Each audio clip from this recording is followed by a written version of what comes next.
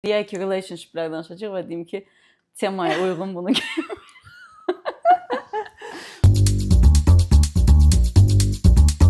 Biz bugün nədən danışacağıq Zosi? Bugün biz belə qərara gəldik ki, romantik relationshiplər haqqında danışaq. Ona uyğun olaraq sözümü kəsdim. Bu tişörtümü geyinmişəm. Yəni bəlkə bir 3 dəqiqə bu tişörtə baxıb güldüm yəni. Yəni bu mövzuya ancaq bu sifətlə fikirləşdim. Yəni özümüz elə sifətlə oturmayaq sizin qarşınızda. Amma bu bizim yerimizə. İçimizdəki bu yəni. Yəni ki, relationships deyəndə, yəni münasibətlər, romantik münasibətlər deyəndə bizim baxışımız budur. Ona görə Bəli. öncədən bunu deyək. Disclaimerlərimizdən söz düşmüşkən bir çağırışım daha var. Valideynlərim, zəhmət olmasa YouTube-u bağlaya bilərsiniz. Tam bu anda YouTube-u bağlaya bilərsiniz. Siz bu epizoda baxmayın. Mama sən qala bilərsən amma Digərləri çıxsın. digər valideynlər. Mən bilirəm ki, mənim papam onsuz da baxmır. Mənimki arada baxır. Mama baxır, bibim baxır. Amma hə. Mama papaya götürür linki göndər ki. Mama Bu linki göndərməyin. Bunu göndərməyin. Biz burada münasibətlərdən əslində son illərdə mənə elə gəlir ki, sosial media ilə daha da şey olub. Hər şeyin bir termini çıxıb, yəni baş qalmır da ki, bu Bir də nə dinamika çox dəyişib. Məsələn, hal-hazırda ətrafımızdakı single olan oğlanlı, qızlı fərqi yoxdur. Görürük ki, bir ağızdan hamısı eyni şeydən şikayət eləyir. Başa düşürəm, eyni şeydən şikayət eləyib niyə hələ də onu yaşayırlar? O ayrı bir möcüzəvi bir şeydir. Sanki münasibətlərin dinamikası sən demiş, son 10 ildə daha çox dəyişib kimi gəlir. Biraz tək tipləşmə gedib. Ya da onda da bir tək tiplilik var idi, amma bizim öyrəşdiyimiz idi. İndi bir dəyişib və çoxlu dediyimiz kimi yeni terminlər gəlib münasibətlərə və bu terminlər dünyada, Amerikada xüsusilə çox yayılıb, amma artıq Azərbaycanda da, nə bilim, SNG ölkələrində də, Türkiyədə də hamı bu sözləri işlətməyə başlayıb. İşlədir. Və biz istədik ki, bugün biraz o sözlər üzərindən bir mövzu açaq. Təbii ki, həm o sözlər niyə var relationshiplərdə, ondan başlayaq və ümumiyyətlə bu terminlərin üzərindən hər yeni mövzunu açmaq qərarına gəldik. Zosi əriməyib o terminləri spesifik şəklində yazıb. Mən yazmamışam, yox yəni. Özümə kredit almayım, amma ChatGPT-yə dedim ki, Onlar nə bilir də sən yazmısan da. Zosi kredit almayım da. Loxamaq. Amma bu spisikdən davam eləyəcəyik. Mənə gəlir ki, o sözlər əvvəllərdə var idi, amma adı yox idi. İndi hər münasibətdəki hər şeyə bir ad qoyulub və çox əyləncəlidir əslində bu adların da hamısı. Münasibətlərin adları deyil, amma münasibətlərdə hal-hazırda o qadınlar, qızlar əsasən bir-birlərinin arasında diskas eləyəndə birinci o what are his red flags? Red flag sözü məsələn. Red flag'ın bu arada termin olaraq bir gəldiyi yer var. Zosi onu bizə oxuyacaq. Yəni bizdə də red flag olaraq keçir, qırmızı bayraq. Bu termin əslində qədim dövrlərdə təhlükə işarəsi olaraq istifadə olunurmuş. Döyüşlərdə filan və yaxud təhlükə xəbərdarlığı kimi belə qırmızı bayraq qaldırırdılar və bu romantik münasibətlərdə 2010-lardan sonra, xüsusilə TikTokdan sonra 2021-də viral olub. Yəni halbuki indiyə kimi həmişə red flagli o qədər adam var idi da. Mənfiləri, müsbətləri nə idi deyirdi? İndi deyirik ki, green flag, red flagları nədir? İndi deməli bej flag da var. Bej flag da var. Qırmızı var, yaşıl var, bir də bej var. Bej deyəsən, yəni bunun heç bir istisi soyuğu yoxdur da bizim münasibətə. Məsələn, tutaq ki, bej ha var, ha yoxdur. Çincə bilir. Yəni bu nə yaxşı şeydir, nə pis şey. Bəlkə yaxşı şeydir də, ekstra dil bilir. Amma yəni misal üçün onu dedim. Yəni münasibətlər üçün yəni heç bir istisi soyuq olmayanda da ona bej flag deyirlərmiş. Amma red flag. Oyda. Red flag mənə elə gəlir ki, gündəlik həyatda, yəni romantik oldu-olmadı, artıq bizim dilimizdə olan bir sözdür. İfadədir. Dostluqda da biz red flag deyirik, məsələn, iş yerində də bu mənim üçün red flagdır. Amma belə o frazeologiki abarot kimi əgər onu götürsək, mənə elə gəlir ki, bu deyimin var oluşu insanlarda artıq bir digər bir-birlərinə qarşı bir bias, bir şey yaradır. yanaşma yaradır. Çünki artıq oğlanlı qızlı bir dənə belə mənfi görən kimi mənə elə gəlir bir-birlərində deyirlər, she's a red flag or he's a red flag. Və məsələn əgər əvvəllər biz bir dəyərləndirmə aparırdıqsa, o qeydə 3 dənə minusu var, 5 dənə plusu var. Listlər yazır.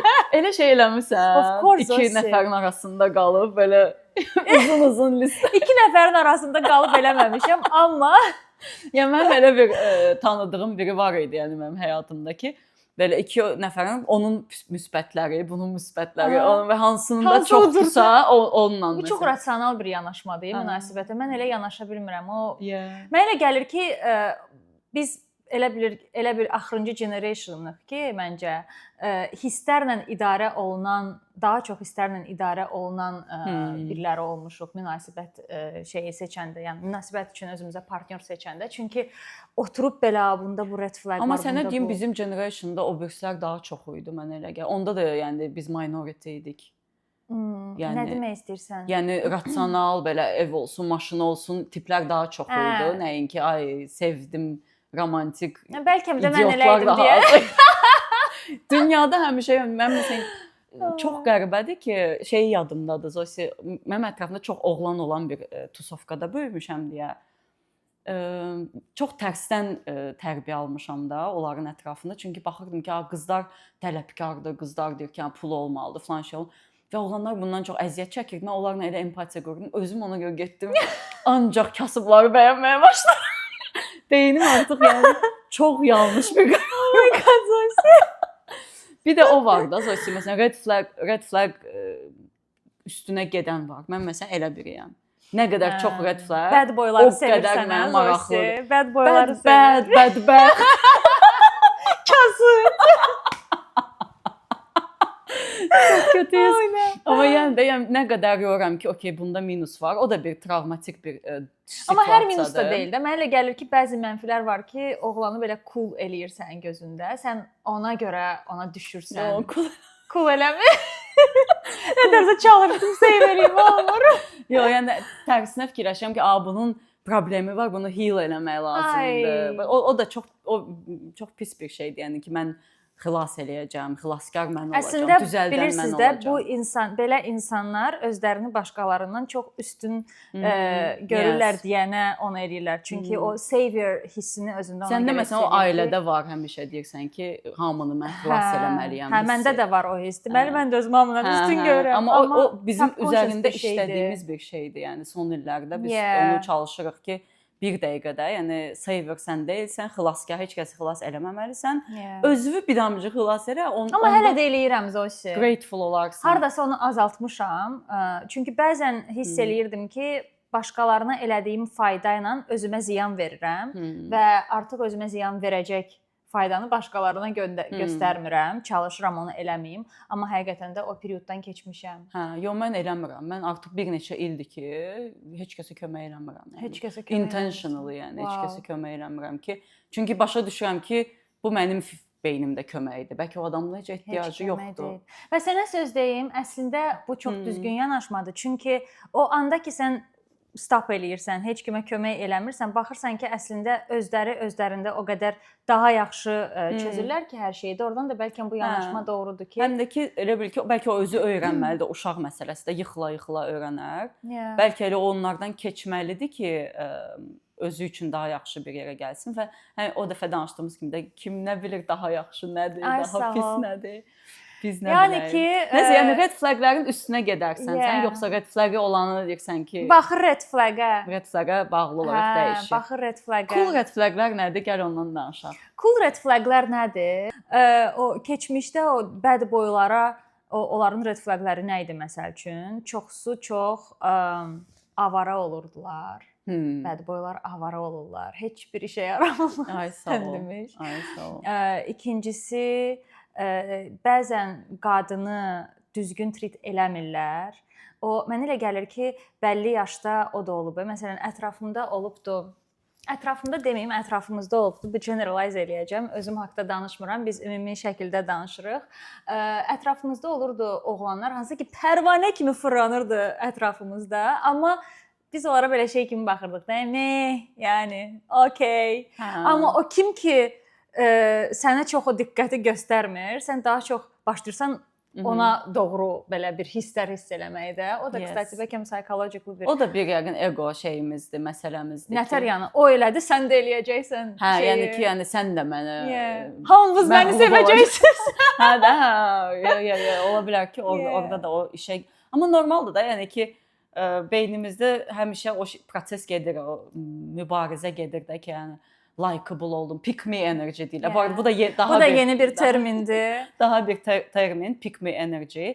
Əslində o insanlarda olan hamı məni bəyənsin, hamı məndən xoşu gəlsin. Yəni ki, bu da bir növ yəqin ki, üzərində işləməyimiz lazım olan bir şeylərdən biridir ki, yox sən hamıya udobno olmaq da, hardasa yəni hamının Məncə o udobno olmaq deyil, Zosi. O pick me enerjisi как раз таки bilirsən nədir? Mən hamıda o fifiçka qızlar olurdu məktəbdə, universitetdə, hər yerdə və indi hal-hazırda by the way TikTokda çox takılıram və bu mövzunu seçdikdən sonra biraz girdim o alqoritmi araşdırdım. Görürəm ki, məsələn, çox oğlanlar pick me enerjidən çox irritated olurlar. Onlar onu sevmirlər. Hal-hazırda pick me girl'lar şeydilər belə. Get ready with me hər səhər çəkən qızlardır. Başa düşdün onların anlayışında. Təbii ki, generalize eləmirəm. Amma yanında başa düşdünüz nə demək istəyirəm. O şey clean girl enerjisi var. O biraz belə pick me-lə çox uyğundur və hal-hazırda oğlanlar bundan da əziyyət çəkirlər. Əziyyət çəkirlər deməyim, başları batsın. Oğlanlar sevdim buranı. Mən məsələn pick me enerjini daha çox sən necə başa düşdüm, oxuyanda mən də biraz araşdırdım. Tipa o belə var deyirlər insanlar iki yerə bölünür. Özünü satan, bir də alan. Məsələn, iki nəfər oturursa biri özünü satmağa çalışır ki, məni bəyənməyin, mən beləyəm. Mən bunu da eləyə bilirəm, mən bunu da bacaram da, like bəlkə də. Biri də var ki, otururkən mən səni bəyəndim yoxsa yox da, like və o pick me istəyən adam özünü satmaq üçün orada yəni özündən, öz xarakterindən də çıxar. Məsələn, sən orada deyəcəksən ki, tutaq ki, mən caza qulaq asım. Deyəcək, mənim ən sevdiyim Əzizə Mustafazadədir. Halbuki heç vaxt qulaq asmır da. Yəni, like tək ki o adamın please eləsin də. Məndə məsələn o var, səndə o var. People pleaser. Again biz çox general danışırıq. Yəni dünəndən axı in general deyirəm ki, mən məsələn kiməsə attracted olanda həyatımda şey eləyə bilirəm. O hansı musiqiyə qulaq asırsa başlayıram ona simpatiyam artır o şeyə. Mənə gəlir ki, bu şeydir biraz instinkt. Admiring şeyindən instinkt olaraq biz onu hamımız eləyirik. Kimdənsə xoşumuz gələndə çalışırıq göstərək ki, hə sənin bütün seçimlərimi mən bəyənirəm. Sonra da gedib deyirsən ki, buna bacoza qulaq asın. Hə də şüuraltı deyirsən, bu buna qulaq asırsa gedim mən də buna qulaq asım da. Yəni halbuki bir xarakter olsun, bir xasiyyətin olsun, bir mənliyin, şəxsiyyətin olsun. Bu arada Zosin o kişilərin başı batın dediyi şey kəsməyəcək ya onu. Kəsməyəcək. Yəni o şeylə verərik.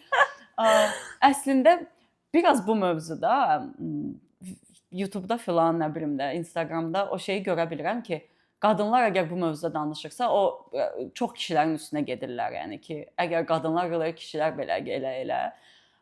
Təəssüflə biz də onların çoxuna qatılırıq.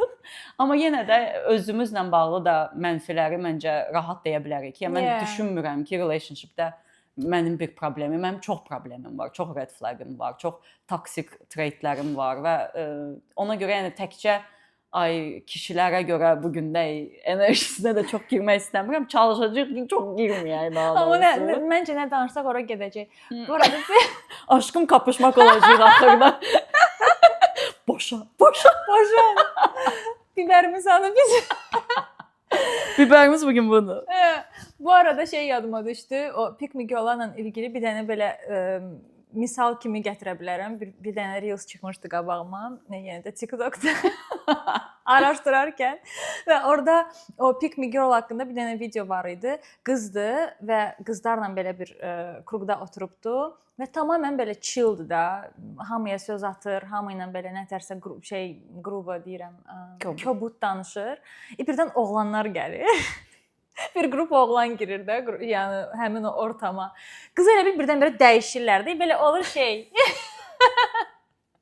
Ya biz защитная помоги. I know, but we do that as well. Onu biz də edirik. Girir o personalityyə belə qızlar deyir ki, nə oldu da? Yəni oğlanlara özünü bəyəndirmək üçün dəridən qabıqdan çıxır da. Mən elə olmamışam amma Zosi. Mən olmuşam Zosi. Mən olmamışam elə, yox. Buradakı hər şey olmuşam deyəsən.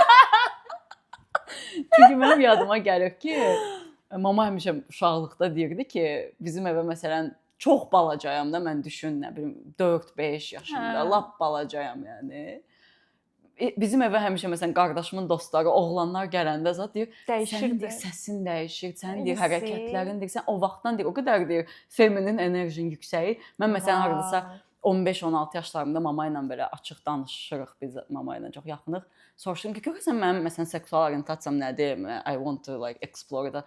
Mama deyir, sən seksual o qədər deyir, 4 yaşından və ortadadır ki, sən oğlan görəndə başlayırsan deyir, belə şey.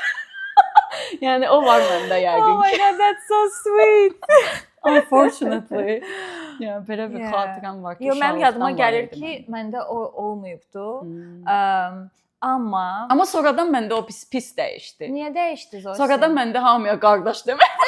Bir də o fazaya keçdim. Hamı friendzone. Abi indi tanış olmusun, nə qaqaş. Özü hamıya qaqaş.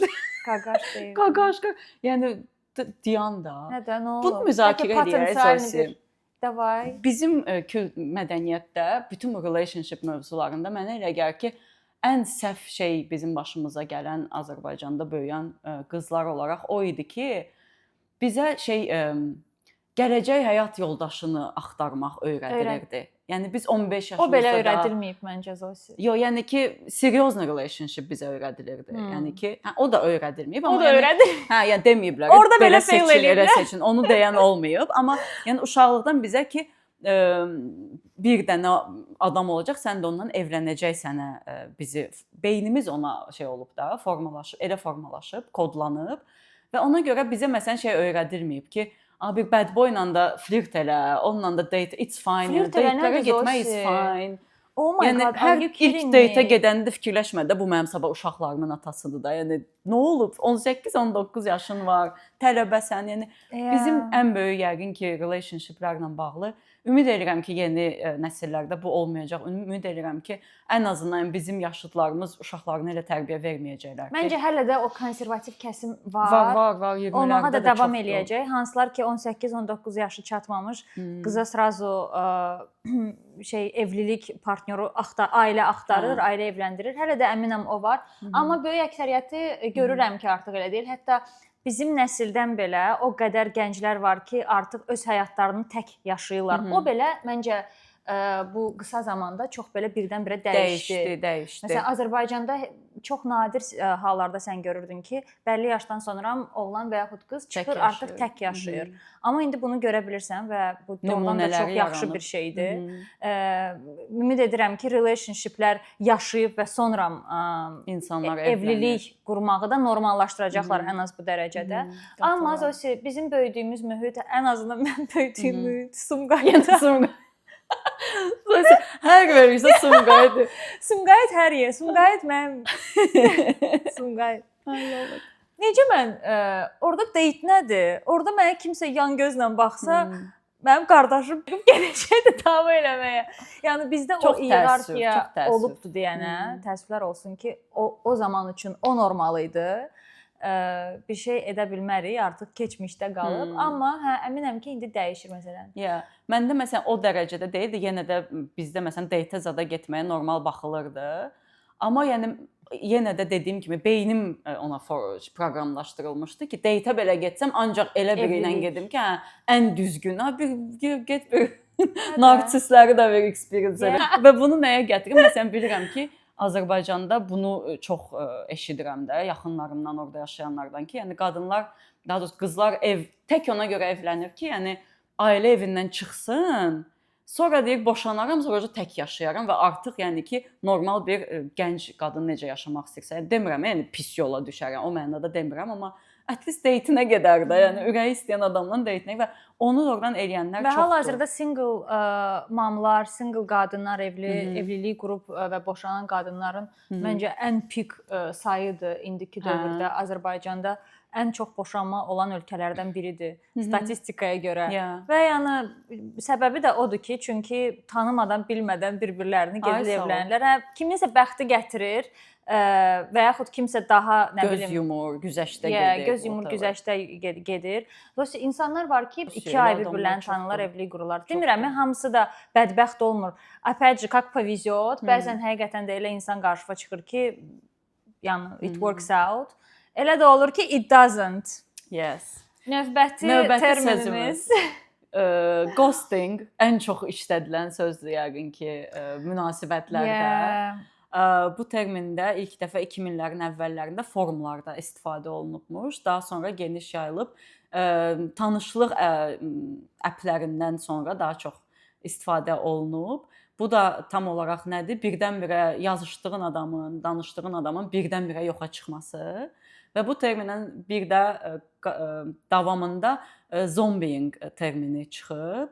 Zombieing də həmin o ghost edən səni o ruha çevrilib yoxa çıxan adam birdən zombi olub ayılır və yadına düşür ki, sən var idi.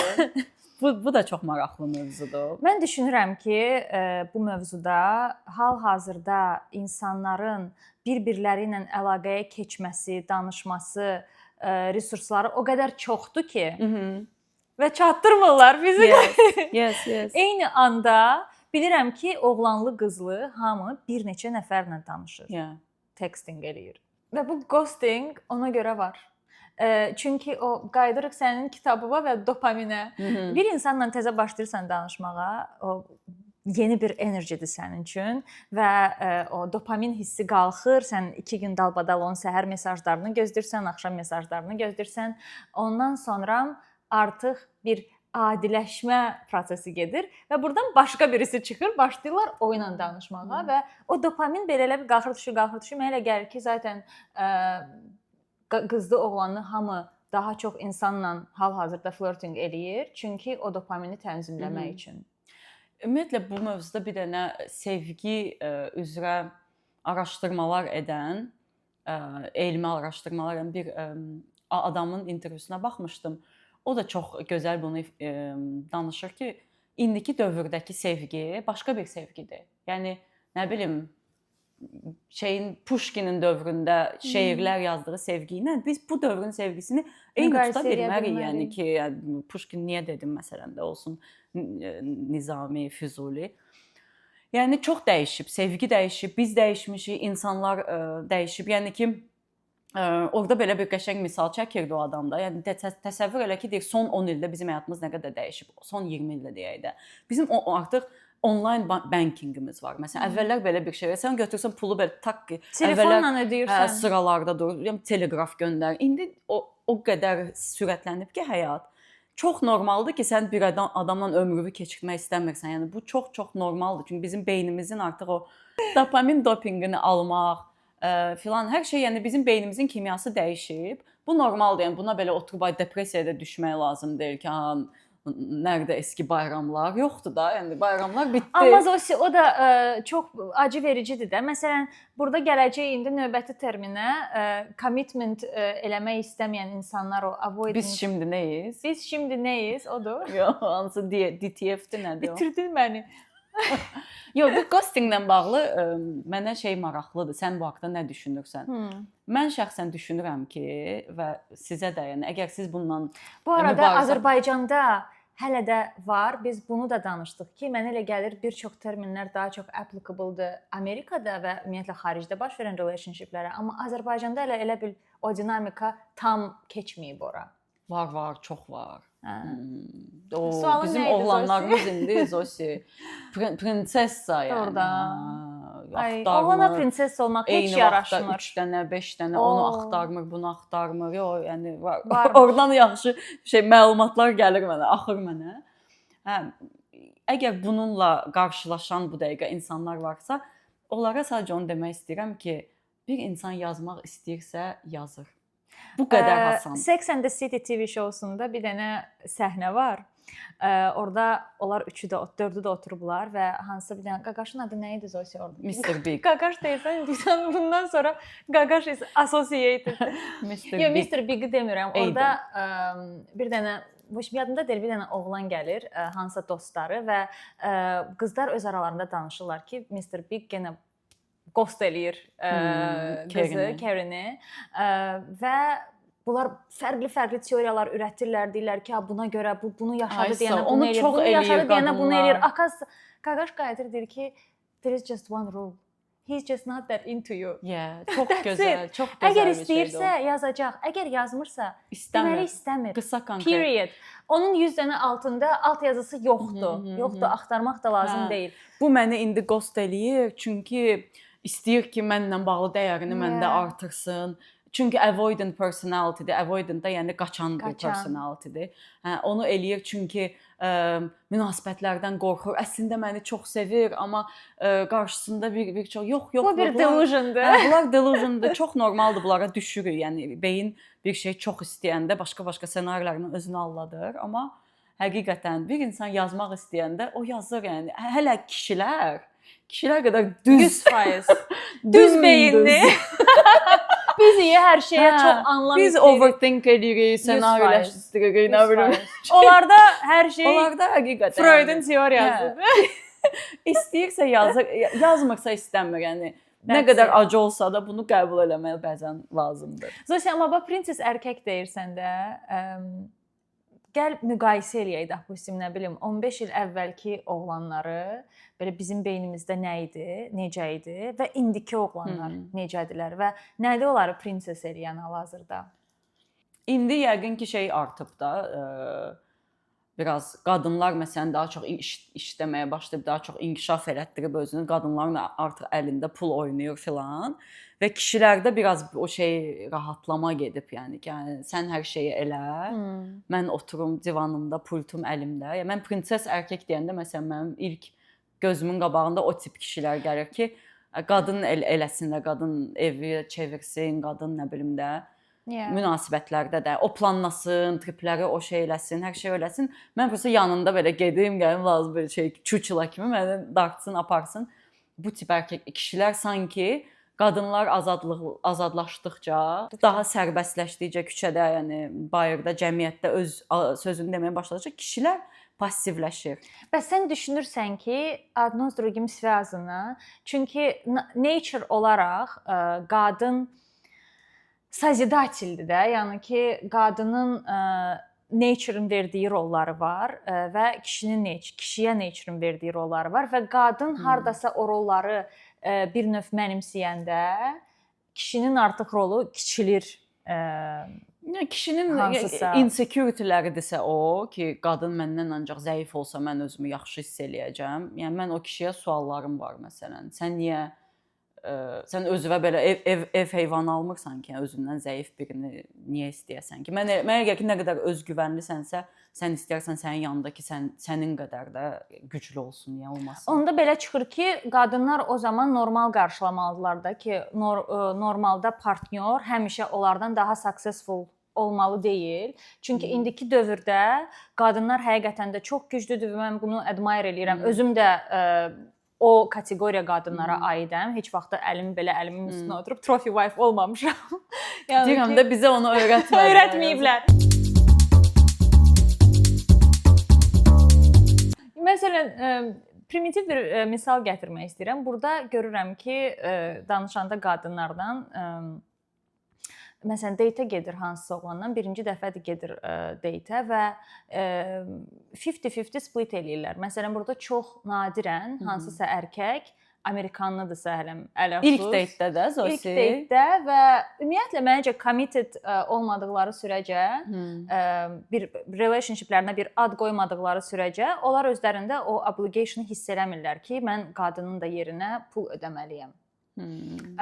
Azərbaycanda bilirəm ki, bu belə deyil. Məsələn, Azərbaycanda o pulu vermək üstündə davalar qızların arasında belə yəni o dava var da. Əminəm ki, qürurlu xalqı. Və cibimdə 5 manat var. O son 5 manatla da yəni ki, nəyinsə nə olur da denəndə. Nədir, yəni də. Bu görəsən hardan gəlir? Bizim o qonaqpərvərliyimizdən, o mehriban, evə gələn açıq ürəkli. O dəfə danışırdıq səndən ki, qapıdan qonaq ayaqqabısını çıxartmadan. Mama orada yeməkmiş. Toyuqlar, kartoflar doğranır. Yəni ki, gəl, ye, dad. Hələ mənim nənəm yəni elə gülməli. qonağa bilmir də nə desin, istəyirsən ki, keçim yəni. Hər şeyimi istifadə elədə, yəni vericiyik, biz çox vericiyik. Çox vericiyik. Məncə bu insanı inkişafdan saxlayan bir şeydir. Xalq olaraq da bu bizi inkişafdan biz elə pis çıxdı amma yəni də, yəni varımızı, yoxumuzu elə başa düşdün.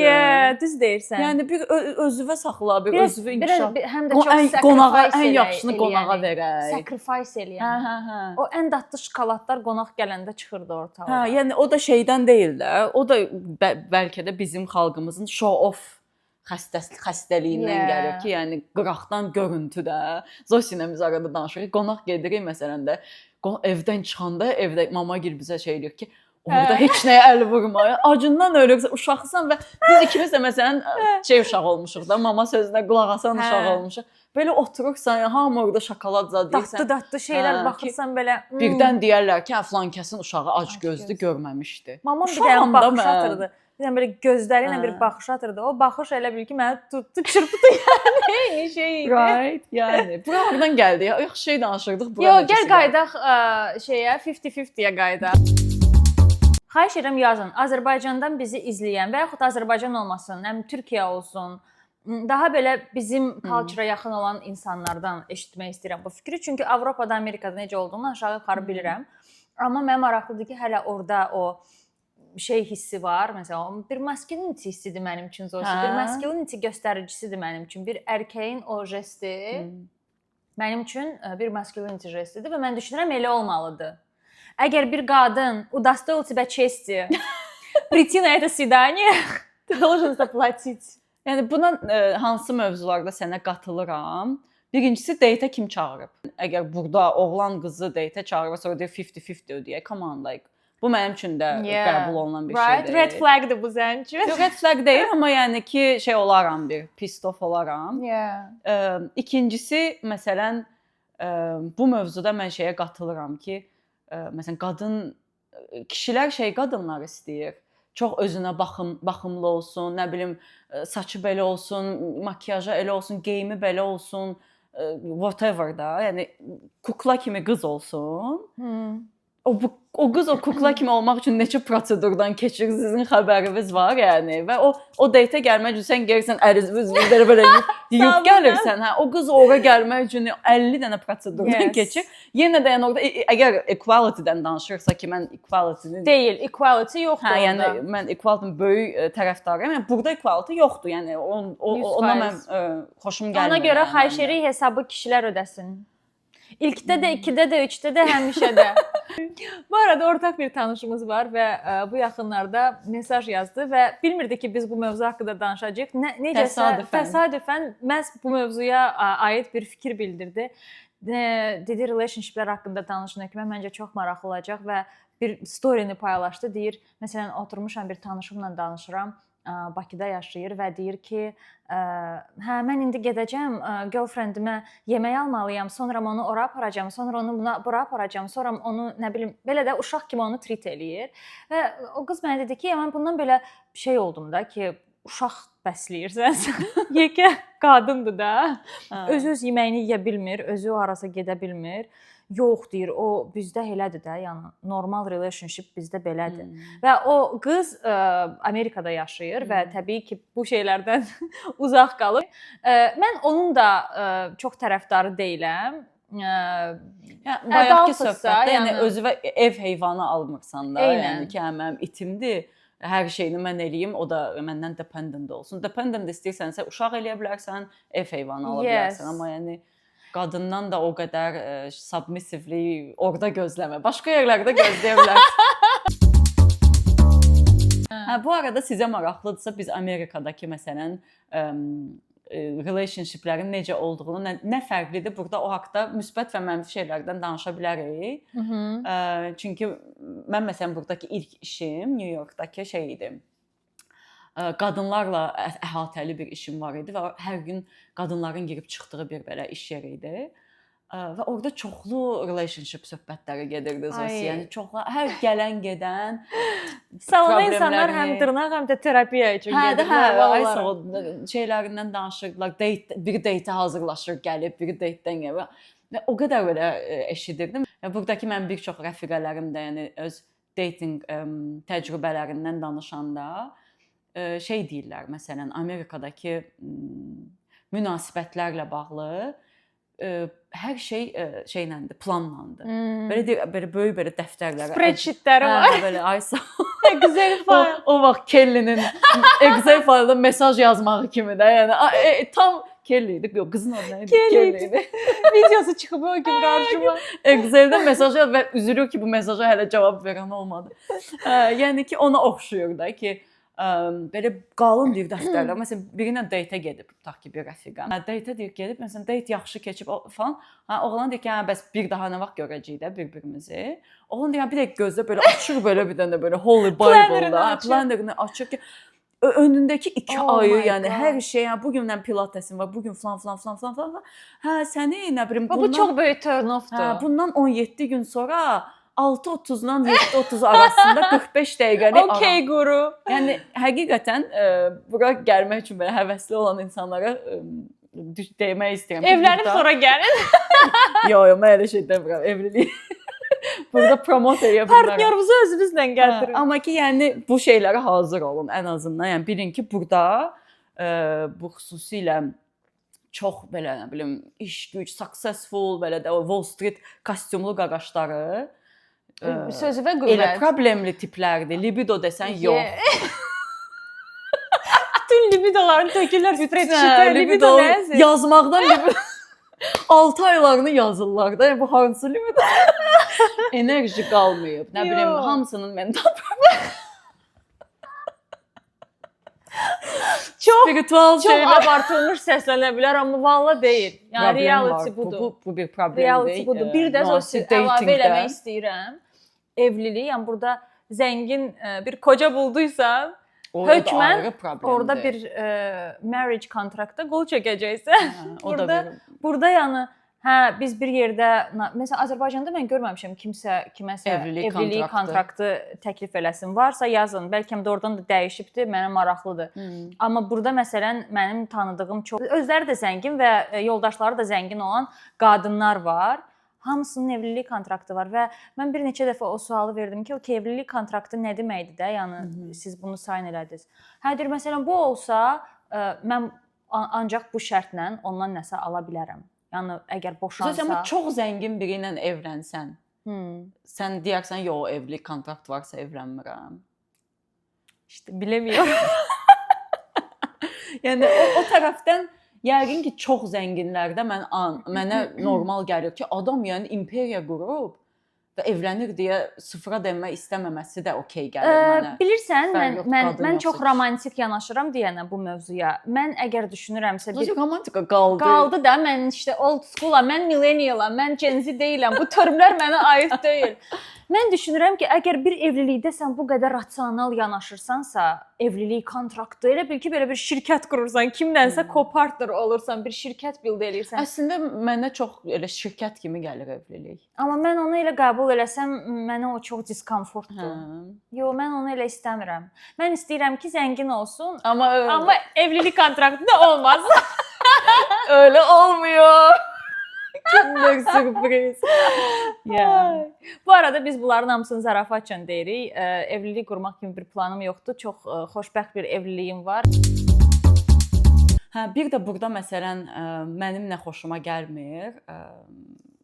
Datinglə bu əlaqəli deyil. Ümumiyyətlə Me Too movementından sonra mənə elə gəlir ki, bəlkə ondan öncə də olub, amma Me Too movementından sonra burada biraz aseksuallıq dəbəm indi. Yəni ki, əsl mənada aseksuallıqdan danışmıram, amma o necə deyim, yəni insanların öz kişilərin öz maskulinliklərindən məsələn utanması, qadınların öz femininliyini gizlətməsi kimi mən bunu da məsələn ki, çox bəyənmirəm. Yəni özüm nə qədər qadın haqqları müdafiəçisi olsam da şeydən necə başa salım, çox həssas mövzudur, amma yəni feminizm şey demək deyil də sən kişi kimi geyinməlisən, kişi kimi görünməlisən, femininliyinə yəni qarşı çıxmalısan, onda sən yaxşı feministsən. Mən elə gəlir ki, bu düşüncəni də əslində qadınların beyninə yeridən elə həmin o patriarxal rejimdir, hansı ki istəyir ki, sən və kapitalist patriarxalıq. Mən gedəcəm ora, bir dənə oradan çıxacam, tez çıxacam. Tez çıx həyatım. Hə, tez çıxacam, söz verirəm. Liftdə mindim. Hə, yəni ki,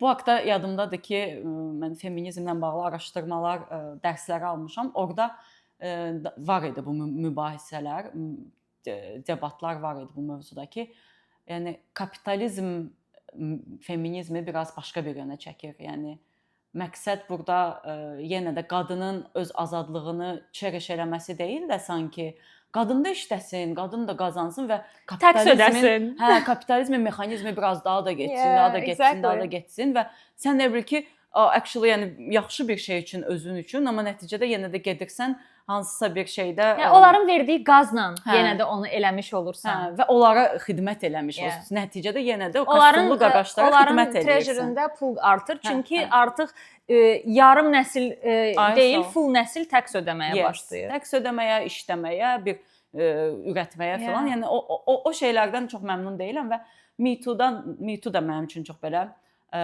debatlar yaradan bir şeydir də. Yəni ki, hə, əlbəttə çox yaxşı ki, biz özümüz də yəni dediyim kimi Azərbaycanda böyüyən qız uşaqları olaraq çox şeylə qarşılaşmışıq, çox haqsızlıqla qadınlara qarşı, sadəcə qadın olduğu üçün qarşılaşdığını bilirik.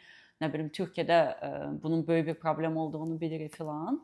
Amma yenə də bu leveldə da seksuallaşmamalıdır cəmiyyət, mənə elə gəlir. Çünki burada elə bil ki, mən öz kişi dostlarımdan filan da onu eşitməyə başladım. O Me Too-dan sonra kişilərdə də bir fobiya yarandı ki, birdən elə bilərlər ki, mən kimisə həvəs eləməyə çalışıram.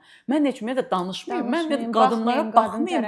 Belə gəzim ki, birdən kimsə elə bilər ki, mən yəni ki, o qədər də deyil də. Yəni biz təbiətimiz var da, təbiətimizə qarşı gedə bilmərik. Yəni biz bax, işte mən də onu deyirəm. Mən ona çox qatılıram. 100%. Və mənə elə gəlir ki, biz son 1 ildə, 2 ildə elə bil təzədən qayıdırıq ora. Даже burada mən onu daha çox hiss eləməyə başlamışam ki, artıq qadınlarda belə o femininici daha çox görməyə başlayırsan. Elə bil dinamika biraz qadınların və ikisinin də yəni bu aseksuallıq ikisinə də apply olundu. Bir də pandemiya zamanı da Zosi. Elə bil ki, o Me Too-dan sonra pandemiya falan belə bir şey oldu ya, belə bir cəmiyyətdə belə bil ki, qəribə bir ghosting, zombing, hamısı onda belə gəldi. Hamısı keçdi telefonda. Bəlkə də düz deyirsən. Həm bir də bu yəqin ki, tanışma applərinin də zibilidir. Çünki artıq o qədər accessible oldu. Sən heç küçədə heç kəs sənə bax. Və mən məsələn Amerikada uzun illər yaşandan sonra tutaq ki, Avropaya gedirəm, tutaq ki, Türkiyəyə gedirəm filan.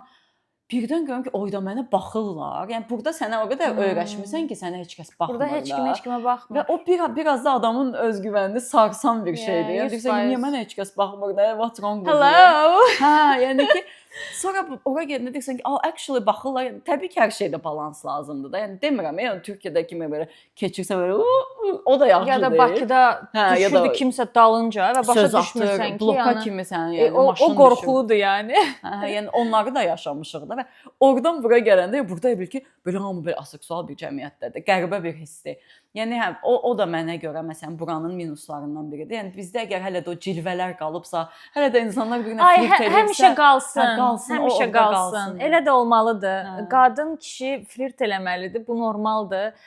Gözəlliyi də appreciate eləmək lazımdır. Gözəl qadın görürsən, baxırsan, o demək deyil ki, sən ona belə həmən pis bir şeylər. Əlbəttə, yəni gözəlliyə, yəni nə bilim biz Monica Bellucci'yə izləyərək, admire eləyərək böyüyən bir insanlarıq da. Yəni gözəlliyi nə vaxtdan inkar eləməyə başladıq ya da femininliyi niyə inkar eləyək ki? Bu arada Nihatxadi Atkası həmin Klimt bu Klimt. O Klimt, o keçən dostluq epizodunda Zosinin fikrini yayındıran Klimt. Görün necə gözəldir. Öpüşmək tam da bizim mövzumuzun üstünə bir öpüş. Bax biz bundan. Bizə bu lazım. Buna necə gəldik? Buna necə qayıdaq? Qayıtmaq lazımdır. Orada qalın. Yəni oradasınızsa orada qalın. Qəribə bu mövzuda çox keçməyə bilərsiniz yəni. Zosi, love bombing. Uf. Oxu görək onun hardan gəlir. Love bombing 1970-ci illərdə bəzi dini kultların istifadə etdiyi manipulyasiya texnikasından gəlir. Sonra romantik münasibətlərə tətbiq olunmağa başladı.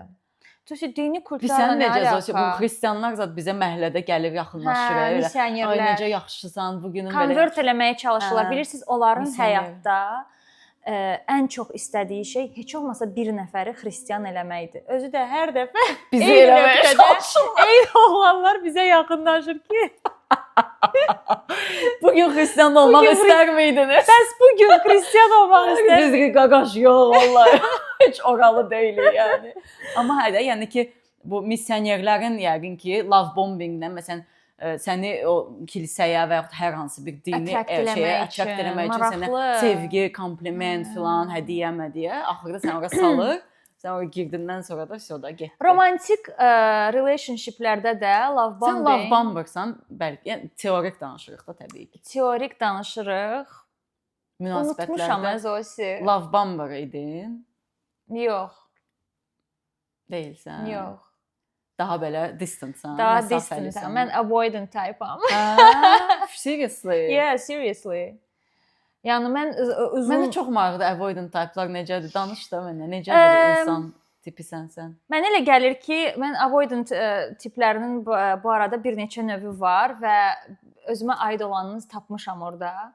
Dismissive avoidant type-a sahib olmuşam deyə düşünürəm. O nədir? Çünki o qədər sərbəstliyimə öyrəşmişdim ki, zamanında tək yaşayırdım, işləyirdim, pulumu qazanırdım və artıq bir düzənim var idi. Mənə elə gəlirdi ki, bu hamısı birdən-birə yox olacaq. Dismissive avoidant tip məhz o tipdir ki, öz kontrolunu itirmək istəmir. Belə push-pull eləyən. Ən sevdiyim. Немножко так. Biraz yaxşı oldu. Bir dənə dava zətiyyə eləmək lazımdır ki, görsün ki, burada hər şey kolay deyil. Ona görə mən özümdə biraz o toksisitini hiss eləyirəm. Həmişə olub, hələ də var deyə düşünürəm. Hər şey yaxşı gedəndə hökmən bir şeyin davasını mən salaram. Yox, bu yaxşıdır. Bu biraz kontrol etmədiyim bir şeydir.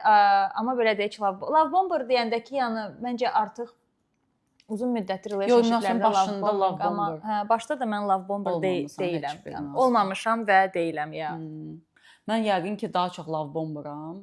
Məndə o var xarakterimdə belə çox göstərənəm, yəni nə hiss edirəmsə anında belə sevirəmsə çox abartı göstərə bilirəm, amma love bombing manipulyasiya kimi göstərilir də bu terminlərdə. Yəni bunu spesial manipulyasiya üçün eləyirəmmi əmin deyiləm. Ola bilər şüuraltı o şeydən eləyirəm ki, yəni mən çox sevdiyimi bəlkə göstərsəm tutaq ki, daha çox likeable olacam da o insanın gözündə, yəni mənə daha çox marağı yaranacaq.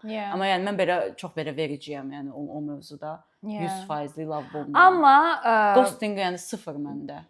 Sıfır yəni. Yox, ghosting mənə çox mənasız gəlir. Mənə gəlir ki, zaten ghostingi eləyir daha immature generation. Amma deyir axı avoidantlar ghosting eləyir də ki, güya o kontrolu ələ almaq üçün. Əgər mən artıq relationshipdəyəmsə, yəni mən o insanı seçmişəmsə, nə ghosting? Yox, ghosting deyil. Mən dava salaram, amma ghosting eləmərəm.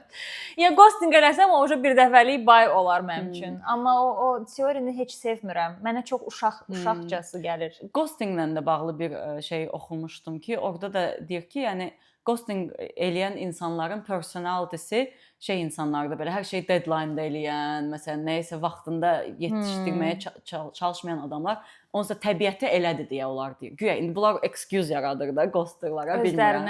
Yəqin o ghosterlar fikirləşib. Ola da bilər, amma məsələn ghosting eləyə bilməyən adamlarda məsələn məndə o xarakter var da, mən belə şeyəm belə deadline-dan qabaq hər şeyi çatdırım, nə bilim, kitabı əvvəldən oxuyum, bitirim məsələn kitab klubuna. Ona görə mən istəsəm də ghost eləyə bilmirəm də kimisə, yəni ki o dostun da yox, tanışın tanışı yazıb, bir dəqiqəyə cavab yazacağam. Əşi bir kulluğun olsun da, bir saat sonra onu eləyə bilmirəm, çünki beynim artıq şeydir belə, anında həll elə, bunu unut, həll elə. Peki səndə də ADHD var Zosim? ADHD məndə yoxdur, yox. O açıq folderları saxlaya bilmirəm deyə mən xoşlayıram o folderi kapatım, yəni mesajdırsa cavab yazıram. Sonra o unuduram bir də. Əgər onu bir dəfə eləsəm mən yəni dəli olaram. Mən onu belə kontrol eləməyi xoşlayıram. Məsələn, bilirəm ki, hansısa mesaja sabah bu saatda cavab verəcəm və yaxud mən onu eləyə bilmirəm. Mən onu kontrol edirəm və o strukturu öz beynimdə və agendamda yazıram. Mən o şeydə çox kontrolu sevirəm. Yəni mən o gecə yata bilmərəm. Məsələn, sabah kiməsə cavab yazacağamsa o gecə yata bilmərəm. Mən o cavabı yazım, yoxsa bütün gecə fikirləşəcəm cavabı. Doğrudan. Yox, məndə o yoxdur.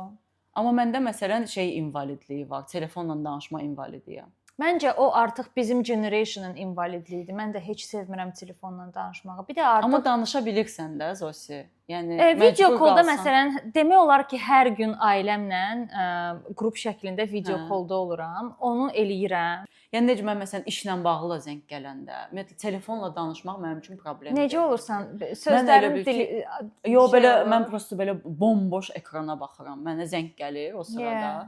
Mən belə bomboş baxıram, başa düşmürəm ki, niyə nə baş verir. This could be an email. Yəni ki, bax o oradan düşürəm. Mən o zoomerləşmə gedib məndə o mövzuda ki, yəni niyə mənə zəng gəlir görəsən? What's wrong? Yəni və əlim ayağım başlayır o dərəcə. I cannot. No, məndə o yoxdur. Yəni telefon danışmaq mənə belə struggle'dır. Yəni içim yeyir. Oh my god, çox maraqlıdır. Anxiety verir mənə zəng. Ki əvvəl məndə belə şey yox idi. Bilirsən niyə Zosi? Məncə mən bilirəm səndə niyə bu var. Çünki sən telefon üzərindən həmən insana nəyinsə cavabını verməlisən, amma ola bilər ki, sən xoşlayırsan onu proses eləyəsən və istədiyin kimi məgər mesaj və yaxud səsli mesaj üzərindən elə cavabları vermək daha rahatdır da. Telefonla kimsə zəng vurur deyir ki, bir dənə bunu eləyərsən, onu mesajla sənə yazsa sən deyəcəksən ki, bu gün məndə alınmır, 5 gündən sonra danışarıq. 100% onunla əlaqəsi var. Amma telefonda sən elə onu artıq belə şeyirsən, yaxşı eləyərəm, istəmədən də onu eləyirsən. Right? Yəqin ki, onunla əlaqəsi var, amma məsələn mən zəng də eləyə bilmirəm də. Yəni məndə fərqi yoxdur. Yəni mən də bir özün də eləmirsən. Zosi bu arada mən heç vaxt zəng vurmur. Yox, mən zəng eləyə bilmirəm. Amma niyə zəng vuraq ki? Why?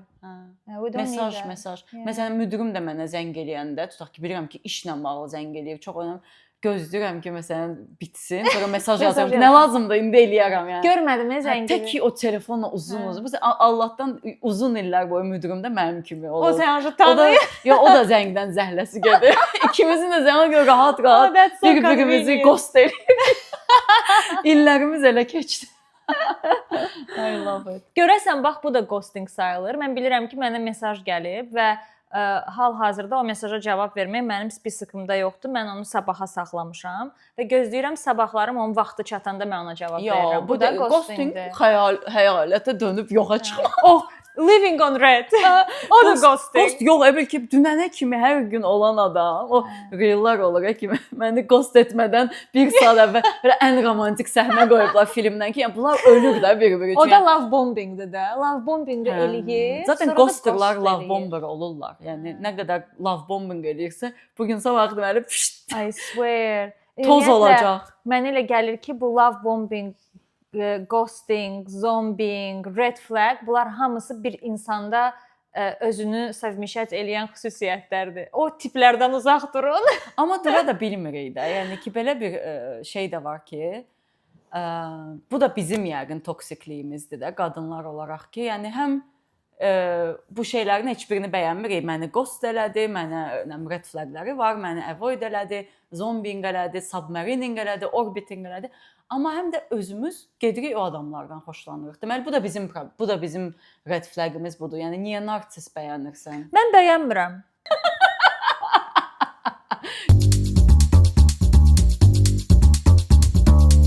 Amma narsistləri bəyənmək də deməli bizim toksik tərəfimizdir. Yəni onu demək istəyirəm ki, yəni mən hər şey inanıram ki, qadınlar toksikdir. Yəni böyük əksəriyyəti.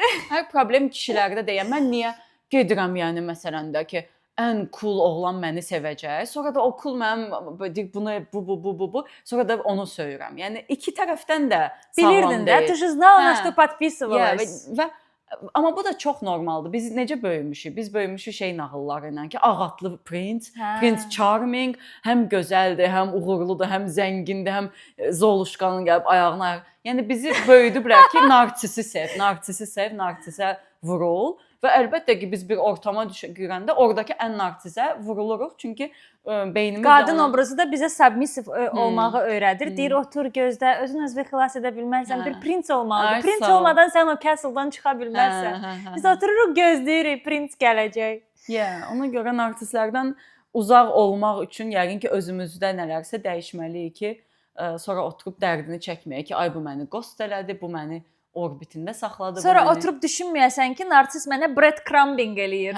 Yeri gəlmişkən. Bu arada mənə elə gəlir ki, bu şeyləri qadınlar da, kişilər də eləyir. Breadcrumbing. Yəni benching, breadcrumbing, orbiting. Kesinliklə ona qatılıram ki, eləyirsə hamısı eləyir. Yəni tək kişi. Bu da Hansel və Gretel nağılından gəlirmiş. Hansel və Gretel. Okay. Çörək qırıntıları ilə yol göstərməkdir mənası. Breadcrumbing deməli nə deməkdir? Çörək qırıntılama tərcümə eləyə bilərik bunu. Münasibətdə ümid qırıntıları vermək kimi istifadə olunur. Hətta mənə elə gəlir ki, bizim cəmiyyətdə bunu qadınlar daha çox eləyir. Bizim cəmiyyətdə necə olur? Yəni bir qadınların hegemoniyası. I wish.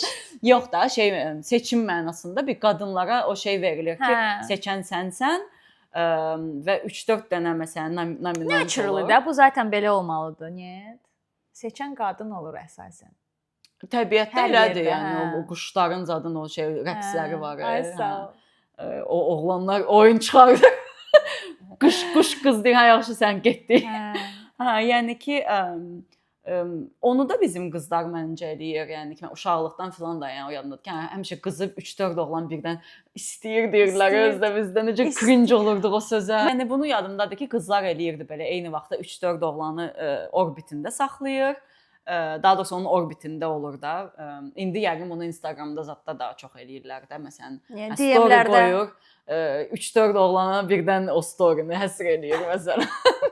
Hamısı da elə bilir ki, onadır. Canım ya. Sonra nə bilim, sən ehtiyatda orada gözləyirsən, əvvəl tutaq ki, ən xoşuna gələnlə yoxlayır, onunla alınmasa bu. Yəni bunu qadınlar da eləyir, kişilər də. Bu məsələn mənə çox daha unisex gəlir. Mən də qatılıram. Məncə də elədir. Bunu hər ikisi eləyir. Sadəcə olaraq indi hal-hazırda mən bu termini daha çox eşidirəm. TikTokdakı araşdırmalarıma əsaslanaraq deyə bilərəm ki, hansı qadınlar breadcrumbingdən daha çox əziyyət çəkirlər. O da nə anlamına gəlir? Məsələn, nə səni ghost eləyir, nə sənə bir commitment verir, nə sənə bir vəd eləyir. Sadəcə olaraq gündə 5 dəqiqəsini sənə ayırır. Səhər dururlar, deyirlər, "Ha, indi də kimin очередиdir? Qoy bir 5 dəqiqədə bunu həsr eləyim." Hər qıza belə breadcrumbing verirlər və qız da təbii ki, elələri var ki, onların da rezervdə o ehtiyatları var. Bəzilərində yoxdur. Onun dərdini çəkirlər ki, "Okay, is he into me? Is he not? Biz nəyik? Biz nə olacağıq?" Oğlan isə orada 5 dəqiqəsini o agendasını sən bayaq dedin Holy Bible açır verir. 5 dəqiqə check mark. Görüm sırada kim var. Bunu breadcrumbingdir və qızlar həqiqətən bundan çox əziyyət çəkirlər. Mənə elə gəlir ki, bu daha çox erkəklərin elədiyi bir şeydir. Çünki qızlar daha qadın olaraq biz daha emosional yanaşırıq və birinə bir maraq göstəririksə, biz o marağı inisiativlə özümüz göstəririksə, that's it. Deməli bizim o insana marağımız var. Amma oğlanlar inisiativ olaraq o 5 dəqiqəlik breadcrumbing eləyirlərsə, bu onların maraq göstəricisi deyil. Təəssüflər olsun ki, ona görə breadcrumbingdən uzaq durun. Deyin mənə ya целый кусок ya da istəmirəm. Qatılıram ki, indiki dövrdə bu mövzular biraz da bayaq danışdım. Bir də həqiqətən qadınlarla kişilərin hormon sistemi belə yenə qayıdırıq hormonlara fərqlidir. Bizim nə qədər equal rights tərəfdarı olsaq da, təbii biolojik mövzularda fərqliyik, yəni bəzi mövzularda. Məsələn, qadında başqa bir vaxt oksitosin artır, kişidə çox başqa bir vaxt. Kişidə qadınla qucaqlaşıb yatanda oksitosin artırmış, amma qadında artmır. Belə bir araşdırma. Bəs qadında nə vaxt artır? Seks vaxtı. Amma kişidə artmır. Wow. Nə qədər fərqliyik. Deməli, qadın sevişdiyi bu kişilə bağlanır. Daha çox sensitiv eləyir mənim gözümdə. Amma kişi də hər sevişdiyi ilə qucaqlaşıb yatmır deyə, onda oksitosin həmişə vırabatlıqçı olmur. Amma qadın seks yapdığı hamı ilə heç zorla qucaqlayın, daha nə deyək? Məsələn, çox maraqlı belə fərqlərimiz var və buna görə də təbii ki, qadınların başqa ehtiyacları var. Qadınlar biraz daha fərqli ehtiyacları var, amma bugünün kişilərindən onu necə çox gözəl anlayışla yanaşıram. Həqiqətən də görürəm. Ətrafımda da çox qadınlar var ki, bundan əziyyət çəkirlər. Hamısı relationshipdə deyil, relationshipdə olmayanı var və qurmağa çalışanları var və görürəm ki, doğrudan çox əziyyət çəkirlər. Yəni ki, committed olan oğlan tapmaq indiki dövrdə çox çətindir. heç kim commitment eləmək istəmir. Məsələn, bu mövzuda da yəni mən deyə bilərəm ki, qadınlar hələ də commitment istəyirlər. İstəyirlər, təbii ki. Bizim nature-ımız budur. Qadın nə qədər sustainable olsa da, nə qədər öz ayaqları üstündə dursa da, pulunu qazansa da, onun yenə də güclü bir commitment-ə başqası tərəfindən ehtiyac var.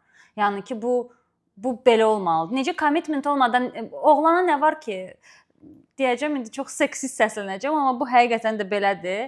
Oğlana doğrudan da heç nə yoxdur. Биологически часы тикают у женщины. Она хочет выйти замуж, istəyir ərə getsin, istəyir uşağı olsun, commitment-ə ehtiyacı var. Oğlan isə onu fırladır barmağında. Oğlanın heç bir fərqi yoxdur, amma qadın üçün o çox böyük waste-dir Zosi. Amma mənə elə gəlir ki, bizim bunu istəyən qadın üçün demək istəyirəm. Mənə elə gəlir ki, bizim mədəniyyətdə kişilər evliliyə ən maraqlı kişilərdir. Mən bütün digər yaşadığım cəmiyyətlərlə müqayisədə. İndi çox fərqlidir Zosi. Uzağa getmirəm bizim məhəlləmiz. Sumqayıt. Kişilər evlənmir. Hamısı subaydı. Böyük əksəriyyəti subaydı. Wow. Over 35 and most of them are single. Wow. Həqiqətən çox böyük şokdayam. Məsələn, hərdən maraqlanıram və tək onlar deyil, mən görürəm ki, ətrafda hal-hazırda commitment etmək istəməyən oğlan həm Azərbaycanda, dünyada, yəni hər yerdə var. Bu dəqiqə çoxdur. Heç kim bu dəqiqə commitment göstərmək istəmir. Amma mən çox haqq verirəm to be honest onlara. Yəni məncə insan nə qədər gec commitment-ə girsə, bilsən commitment-də niyə vermək istəmirlər? Çünki request-lər də bu dəqiqə yüksəkdir. Sən miş bayaq qayıdırıq o mövzuya ki, qadın da deyir, maşının olsun, evin olsun, olsun, tort olsun, mandarin olsun. Və hər erkək bunu qarşılaya bilmir. Qarşılaya bilməyəndə artıq red flag-dir. Olan başqa keyfiyyətlərin artıq heç bir önəmi qalmır. Ona görə hamı tək gəzir. Amma yəni bilmirəm, bu mövzuda Zosi ilə biz bəlkə fərqli düşünürük. Mən məsələn fikirləşirəm ki, tək gəzmək is fine. Tək gəzməkdə bir problem görmürəm. Yox, tək gəzib bundan narahat olmayan insanlar var. Onlara təbii ki, it's fine. Amma görürəm ki, tək gəzir və bundan qeyri-məmnun olanların sayı mənim ətrafımda daha çoxdur ən azından. Bilirəm ki, istəyərdilər ki, committed relationship-ləri olsun. Yəni amma committed relationship olanda naborot deyir, kaş tək olardım. Məsələn, the grass is greener on the other side. Biz bütün podkastlarımızda mövzu ora gəlib çıxır. Görürsüz, yenə də yəni doğrudan elədir. Bilmirəm, yəni mənə elə gəlir ki, sevgi nə qədər platonikdirsə, o qədər sevgidir. Yəni mən platonik sevgiyə inanmıram. Mən sevginin ancaq platonik versiyasına inanıram. Yəni sevgiyə inanıramsa, ancaq platonik olana inanıram. Necə yəni? Yəni ki, bu şeirlərdə şairlər demişə ondan danışır da ki, yəni sən o adamla nə qədər uzaq olsan, hisslərin mən ona inanmıram. Amma eyni evin içində, ordinary həyatın içində bu sevgi bitən bir şeydir. Amma sənin o yüksələn sevgin o real insana deyil. O şeirədir, o obrazadır, beynində yaratdığın. İşte platonik zaten o deməkdir, elə o platonumuz o zaman. Amma deməli o real deyil də. Amma eşq və aşk ya da belə də big love dediyimiz şey, məsələn də o Erosun sənə vurduğu o eşq, sanki ancaq o leveldə mənə belə pure love kimi gəlir. Yəni duyğu halında qaldığı sürəcə. Amma real münasibətə keçəndən sonra o qalmır. Yəni o любовь живет 3 годaya çox inanıram mən. Və buna çox sonradan gəldim. Mənə elə gəlir ki, mən deyə bilmərəm ki, qalmır. Mənə elə gəlir ki, nabarot başqa bir levela keçir də, bitir demirəm. Eynən, bir insanla yaşayandan sonra artıq daha başqa bir instansiyaya qalxır və daha realdır, daha hiss edilirdi. Məsələn, davalarda belə sən bir sevgi yenə də var. Davada belə bir sevgi var. O da bir emosiya всплескиdir də həmin an o insana qarşı sevgin var ki, o ilə dalaşırsan. Və məsələn indi oturub fikirləşirəm, okey, var olan bir sevgim var, yanımdadır və tutalım platonik. Mən platonik sevgini tərcih etmərəm. Yəni istəmərəm. I don't get it. Mənim beynim onu başa düşmür. Mən çox taktilniyəm da, Zosi, mən bilirsən. Sən ay sağ ol, görsən. Mən çox taktilniyəm. Sən insanı hiss eləməliyəm. 100%. Couple personsan, hə? 100%. Bəli, bəli. Belə qərara gəldik ki, platonik sevgi mövzusu daha dərindən danışılacaq bir mövzudur və bugünlük artıq limitimizi də doldurduğumuz üçün belə qərara gəldik. Gələn həftə biz növbəti buraxılışımızda yenə münasibətlərdən və bitmir. ələxsus platonik sevgidən danışacağıq.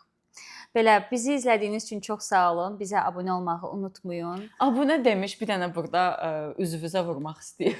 Hə, vur o Bəzi şeyləri. Məsələn, bizi izləyirsiniz, çox gözəl, çox sevinirik, amma bizim epizodları izləyən insanların hardasa 50% bizi YouTube-da subscribe deyil. Necə yəni deyil? Bir də o gün gözümdən qaçmadı deyil. 170 idi, 169 oldu. Sonra təzədən 170. Subscribe. Kim onu elədisə, yəni tapmaq mümkün deyil, amma üzüldüm. Yəni üzüldüm. Zosiləri üzməyin. İzləyirsiniz və biz də bunu eləməkdən çox zövq alırıq, eləməyə davam eləmək istəyirik. Ona görə onsuz da izləyirsinizsə, subscribe düyməsinə baxın. Sizdən nə gedir? İzləmək düyməsinə basın ki, qarşılıqlı alış-veriş dünyasıdır. Bəli. Yəni, biz sizə emosiya bağışlayırıq, siz də bizə subscription Pul bağışlayırıq. istəmirik ki, subscription istəyirik. Yəni də alt tərəfi bir subscription, amma eyni zamanda da şərh yazan insanlara çox sağ olun, ayrıca çox sağ olun. təşəkkür O edirik. qədər əylənirik. Bəzi insanlar məsələn izləyir, yarıda saxlayır, şərh yazır, sonra davamını izləyir, yenə şərh yazır. Onlar yəni günümüzü xoş eləyir. Çox sağ olun ki, bizə baxırsınız.